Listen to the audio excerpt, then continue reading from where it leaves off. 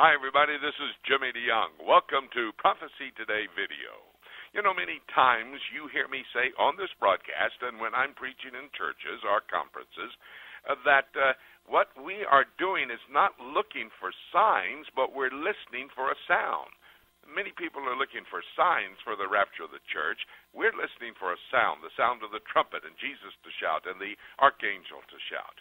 But on today's look at the book, we're going to study the greatest sign for the rapture of the church. Stay tuned, and I'll explain.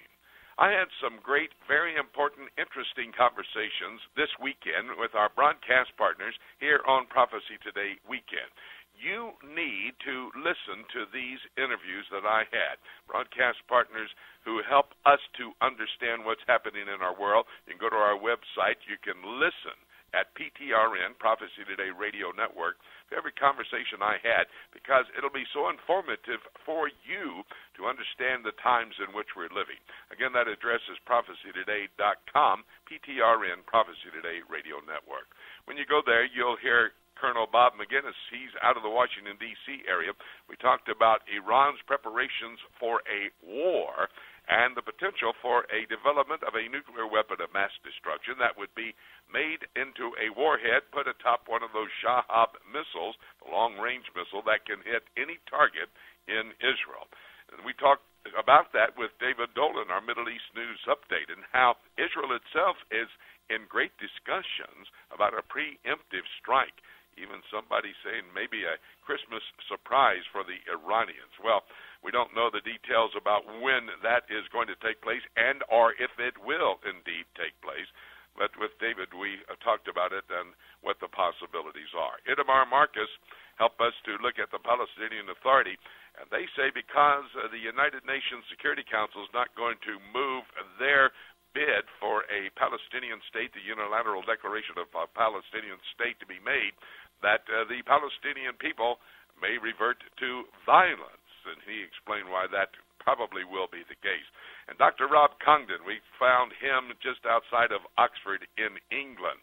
We discussed the Euro crisis. You need to understand the insight that Rob was able to bring to the table, the new plan being put forth by Germany and France, and it may have the European member states of the European Union on two different tracks, a fast track and a slower track. Kind of fits into Bible prophecy. These conversations will indeed give you insight that you need. These geopolitical reports are very important in the times in which we're living. And my conversations are there on our website, prophecytoday.com. You need to listen. But I did have a conversation with my son, Jim. I thought it was really important. He was the project leader in the project of our new documentary on the rebuilding of the Third Temple. It's entitled Ready to Rebuild, Revisited. We've had a documentary that we produced about 20 years ago. It's basically been up to date, but we are updating this one. And I think this was key. I mentioned the greatest sign for the rapture. I want us to think about that. Signs for the end times are to given to the Jewish people. 1 Corinthians chapter 1, verse 22 says the Jews require a sign. Most of the time I say, listen, we're not looking for signs, we're listening for a sound. But this is very special because there is one thing that should be in our mind that helps us to understand when the rapture is going to take place, and that is a temple in the city of Jerusalem. Let's take a moment and discuss the Jewish temples. You know, God promised King David a temple, 2 Samuel chapter 7. That's called the Davidic covenant. Well, David was not allowed to build that temple, a permanent location to worship the Lord. The tabernacle was a transportable worship center. David wanted, when he was king of Israel, wanted to have a permanent location to worship the Lord. And the Davidic covenant was given to him, but because of his sin, his son, Solomon, was the one who built the temple. In fact, go to 2 Chronicles chapter 3. We'll see there right on Mount Moriah. That's where Abraham offered Isaac in Israel. Right there on Mount Moriah, King Solomon built that temple. It took him about 7 years to build it, but it was completed. Nebuchadnezzar destroyed that first temple. That's 2 Chronicles chapter 36. Just giving you a quick history of the temples in the city of Jerusalem. Zerubbabel brought the Jewish people out of the Babylonian captivity, about 50,000 of them. That's found there in Ezra chapter 2. And they rebuilt the temple. chapter 6 is the dedicatory service, the record of what happened after that second temple had been rebuilt in Jerusalem. Along come Herod's a couple of years later, Herod the Great, and he refurbishes the temple, made it the most beautiful temple. In fact, the rabbi said if you'd never seen Herod's temple, you'd never seen a beautiful building.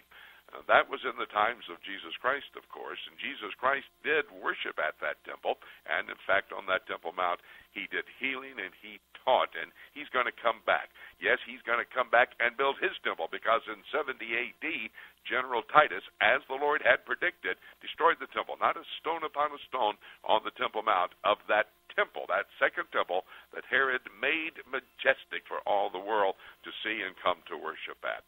The Bible says Jesus will return, Zechariah 6:12. He will build the temple. The description for the Messiah's temple, the millennial temple during that 1,000-year reign, is found in Ezekiel chapters 40 to 46. But let me remind you something. Before we have the Messiah's temple, there is going to be a tribulation temple. Daniel chapter 9 and verse 27. Daniel the prophet says the temple will have its sacrifice cut off at the midway point. And Jesus Christ, in fact, confirmed that. Matthew 24:15, the Olivet Discourse, he said, when you see the abomination of desolation spoken of by the prophet Daniel, get out of town. That's at the midway point when the Antichrist, according to 2 Thessalonians 2:4, walks into the temple, into the Holy of Holies, and claims to be God. Remember, Lucifer, who became Satan, who energizes the Antichrist, said he would be worshipped in Jerusalem. And 2 Thessalonians 2:4 indicates that will be the case. Revelation chapter 11, verse 1, John the Revelator is told to build a temple on the Temple Mount during that tribulation period. My friends, all the preparations have been made. My documentary indicates that everything that has to be done to put the temple up on the Temple Mount, except with the removal of that Dome of the Rock, and God has a plan for that.